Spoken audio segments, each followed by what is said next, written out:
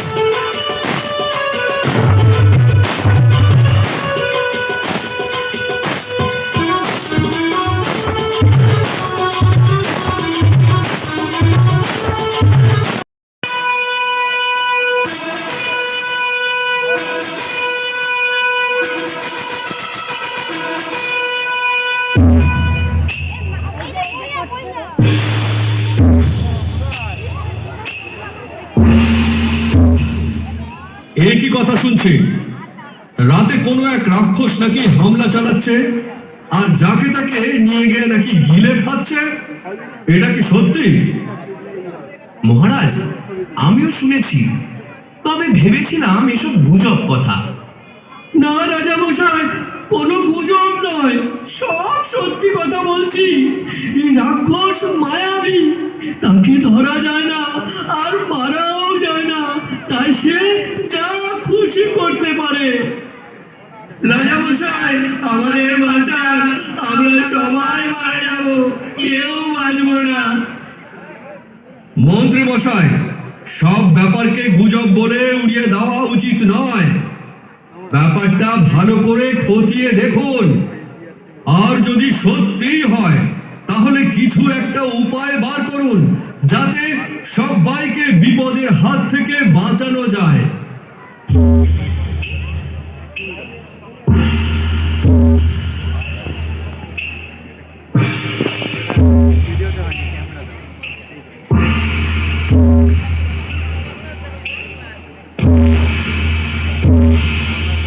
প্রজাগণ, আপনারা এখন সবাই বাড়ি যান। কিভাবে এই রাক্ষসের হাত থেকে বাঁচা যায় আমরা এই বিষয়টা নিয়ে ভেবে দেখছি। মন্ত্রী মশাই, আমার মাথাটা কোনো কাজ করছে না, শরীরটা কেমন যেন অস্থির অস্থির করছে। রাজা মশাই, আজ ঘুমিয়ে পড়ুন, একটু বিশ্রাম নিন। কাল সকালে আমরা কিছু একটা উপায় বার করেই নেব।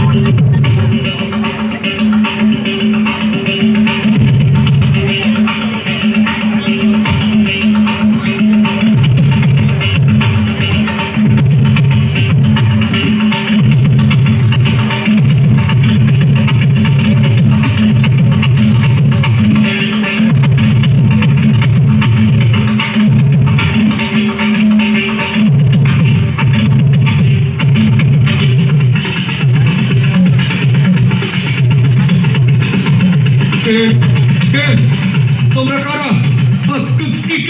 কি চাও তোমরা? আমি মেকাভূত, আমি বোকাভূত। আমরা রাক্ষস রাজার ভূত চালা। আমাদের রাজার জন্য আপনাকে খাদ্য হিসাবে ধরে নিয়ে যেতে এসেছি।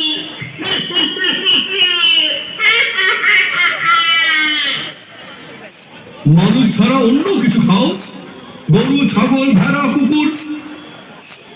আমাদের রাক্ষস রাজা মানুষের মাংস খেতে বেশি ভালোবাসে। চলুন, তাহলে আপনাকে জোর করে ধরে নিয়ে যাব। তবে এদিকে আয়, আয় দেখি, আয়। এসো দাদা, এসো।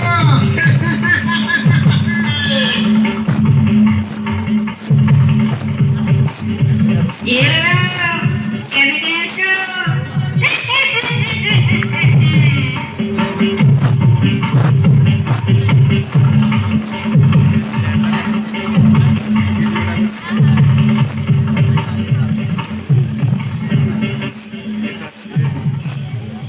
রাজামশাই, আপনি আমাদের কিছুই করতে পারেন না।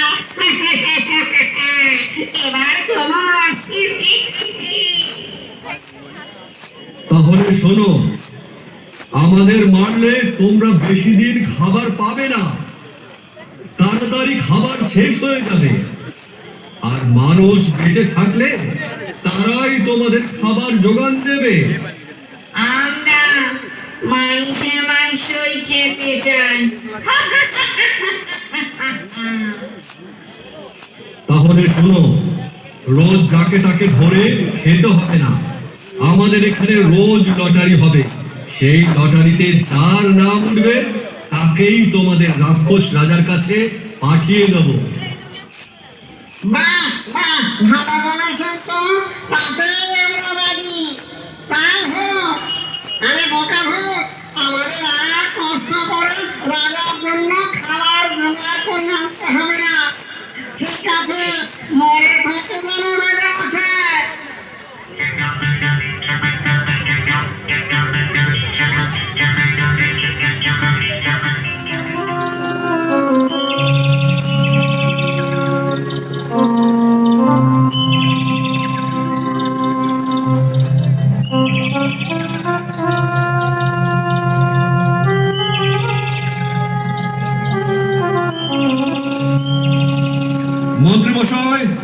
মন্ত্রী মশাই, প্রজারা যা বলেছেন তা পুরোটাই সত্যি।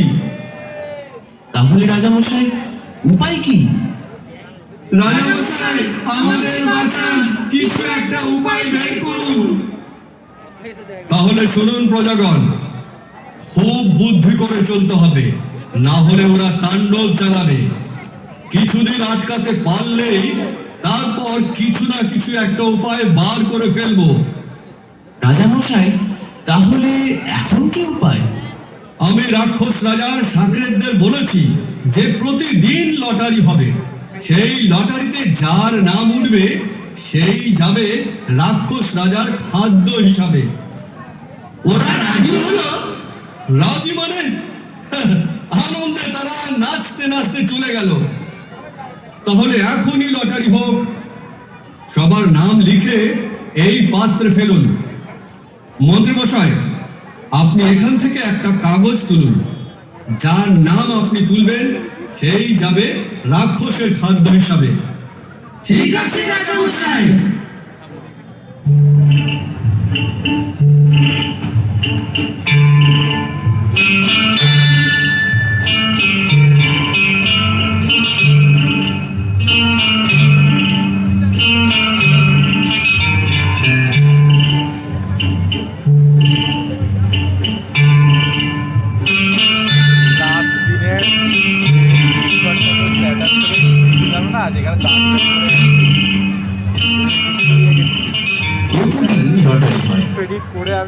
লটারিতে কখনো রাজ্যে পণ্ডিত, রাখাল, তাঁতি, চাষি, আবার কখনো ময়রা ও নাপিতের নামও ওঠে। এইভাবেই মহামূর্তি থেকে রাক্ষসের খাবার পাঠানোর জন্য একদিন হঠাৎ করে নাম উঠল রাজকন্যার। রাজ্যের সবাই ভাবছে এবার কি করবেন মহারাজ।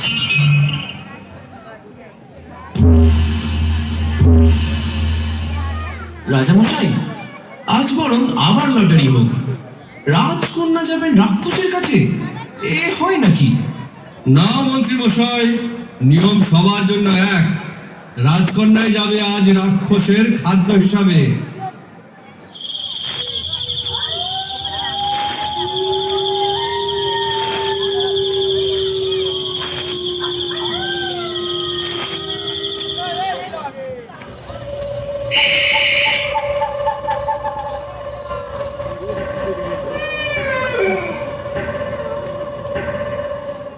এটা একদিক থেকে ভালোই হলো, আমাকে আর কষ্ট করে শিকার ধরতে হবে না, শিকার নিজেই চলে আসবে আমার কাছে।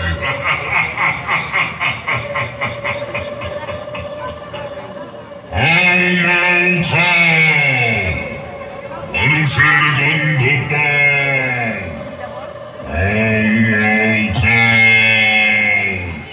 মানুষের গন্ধ পাও, মানুষের গন্ধ পাও।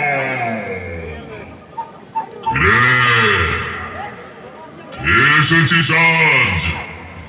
আগে রাক্ষস বাবু, আমি রূপনগরের রাজকন্যা। আজ আমার নাম উঠেছে কিনা? বেশ বেশ বেশ। প্রণাম নেবেন। আরে নে, তোর তো দেখছি ভালো শিষ্টাচার। অন্যরা এসে তো সবাই ঠক ঠক ঠক করে কাঁপে আর উচ্চ যায়। আমি আর কি করি, খপাত করে ধরে কপাত করে খেয়ে নি। তা রাক্ষস বাবু, আপনি আমাকে এবার খেয়ে নিতেই পারেন। না না, তোর কথা আমার ভালো লেগেছে, তোকে আমি খাবো না। তাছাড়া আমার আজ তুফানপুরে নেমন্তন্ন আছে, তোকে বরং আমি আমার বাড়িতে রেখে দেব। মানে মানে তোকে আমি মারবই না, বরং তুই আমার বাড়িতে আরামে থাকবি। চল। আপনার যা ইচ্ছে রাক্ষস বাবু।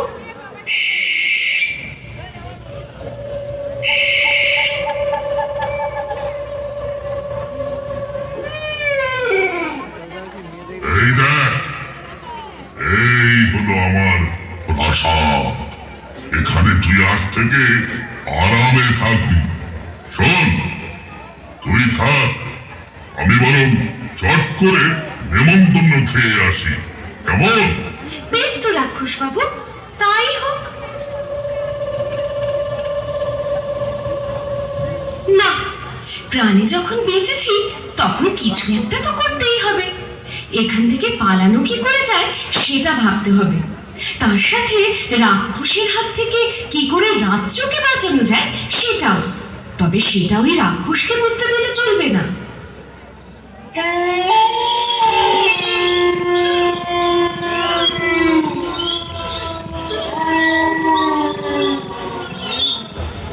কিরে, তুই এখানে?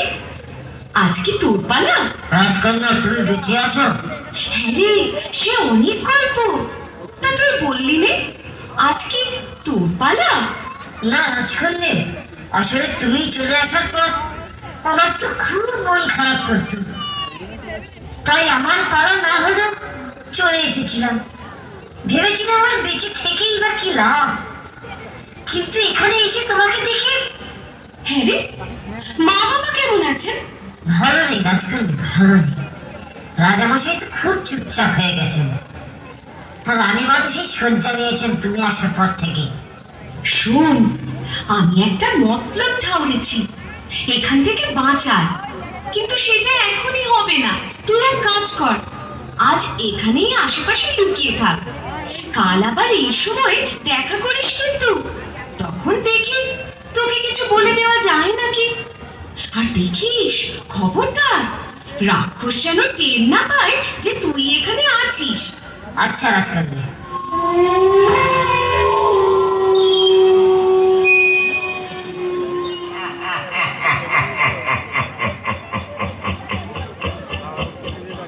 হাসছো কেন? আসবো না? আরে বোকা মেয়ে, আমার মরার কথা চিন্তা করছিস? হ্যাঁ, আরে আমার মৃত্যু অত সোজা নয়। আহা, একদিন তো মরবেই। সে অত্যন্ত গুচ্ছ কথা, কাউকে বলিস নে। আমি যেন এখানে কতজনকে পাই। তাও যাবে, তা শোন, আর মুচিরামপুর আসবেই বা কি করে? তাই তুই নিশ্চিন্ত থাক। আচ্ছা, সে মুচিরাম চিনি না গুড়, সে কোথায় থাকে?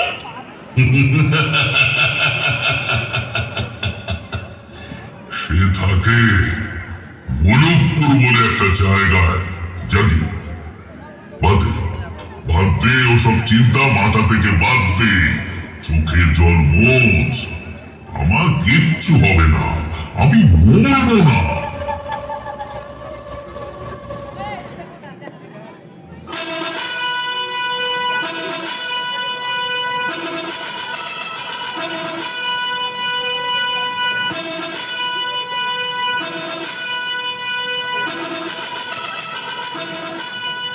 মন্ত্রীমশাই, মন্ত্রীমশাই, রাজ্যের প্রজাগণ সকলে কুশলে আছে তো? হ্যাঁ রাজামশাই, সবাই ভালো আছে। হ্যাঁ, সে তো বুঝলাম, তবে সে ভালো আর কতদিন? রাক্ষসের হাত থেকে বাঁচার জন্য কোনো উপায় বার হলো কি? উপায় বার হয়েছে মহারাজ, রাজকন্যা বেঁচে আছেন। বাহ, খুব ভালো খবর, কিন্তু উপায়টা কি? রাজামশাই, রাজকন্যায় খবর পাঠিয়েছেন মুলুকপুরে মুচিরাম নামে এক বালক থাকে, সেই পারবে রাক্ষসকে মারতে।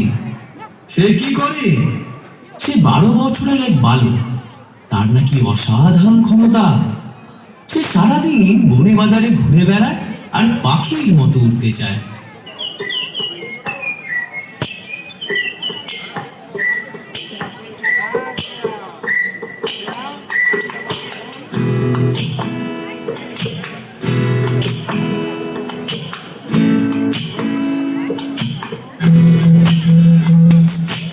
এমন যদি হতো আমি পাখির মতো ঘুরে ঘুরে বেড়াই সারাক্ষণ। এমন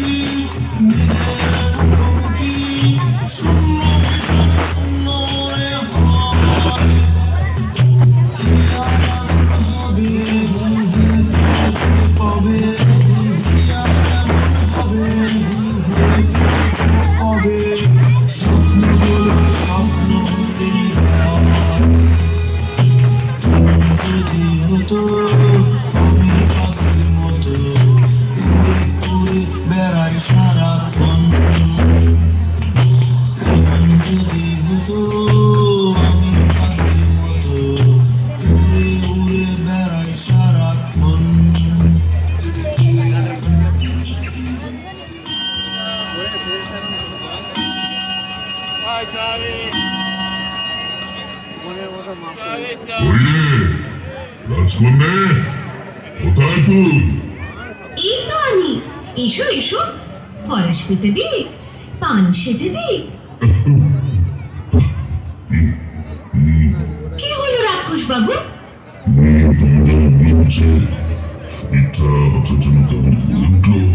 সে কি বলতো ডাক্তার?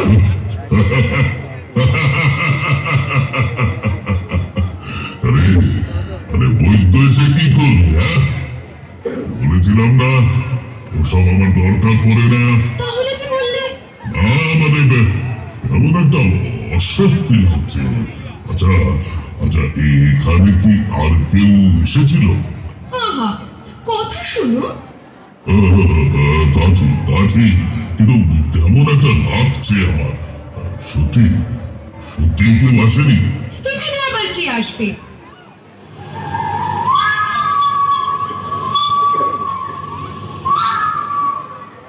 আমি এসেছি। হ্যাঁ? কে কে কে তুই? কে কে তুই? কে? আমি মুচিরামকুর। আজ তোমার মরণ নিশ্চিত।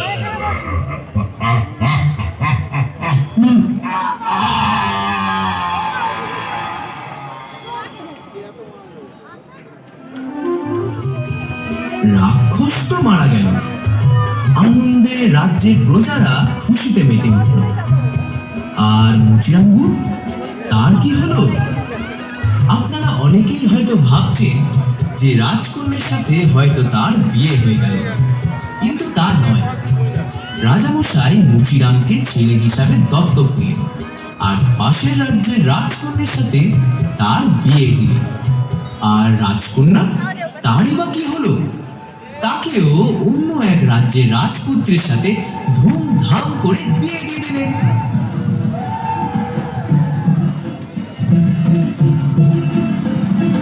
রাতে